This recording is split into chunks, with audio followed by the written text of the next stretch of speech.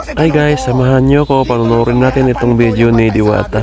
Mukhang galit na galit siya sa traffic enforcer kasi parisan niya daw, sa kanya lang daw ang binabantayan. Kaya lagi siya tanong ng tanong dito sa mga traffic na enforcer. Kasi nagano talaga yung mga traffic na enforcer kasi nagkukos ng traffic yung mga tao kumakain sa parisan niya. Panoorin natin. O yun lang naman, hindi. Para maging patas lang tayo. Tanong siya eh. Kasi nakikita ko ang daming video, papakita ko sa inyo. Galit na galit, paus na paus pa yung boses ni Diwata. Live tayo daw ngayon eh, panoorin natin. Kasi yung mga kainan dyan, ang dami kasi kumakain doon. Tanong siya ng tanong dito sa traffic na enforcer eh. Nagdo-double parking na daw eh. Wala. Papakita ko sa yung video nandito. Siyempre, magkano talaga yan mga traffic enforcer kasi nagka-traffic na sa karsada yung mga pagkainan Wala eh. akong question sa pagka-traffic mo. Ang unang question ko lang ganito.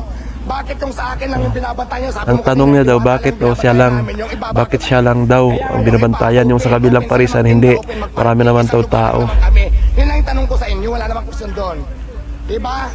Wala naka-assign kuya. Open sarado yung parking doon. Yun o. Ayan nga, para nakikita nyo.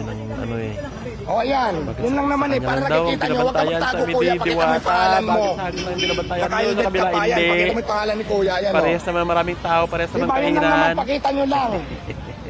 Sikat ka Kaya kasi. nagtatago ka, nagtakip ka ng helmet. Talaga Yun lang pag naman sikat eh. binabantayan lagi para hindi ma-hold up. Alam mo yun? Wala na. Wala na. Wala na.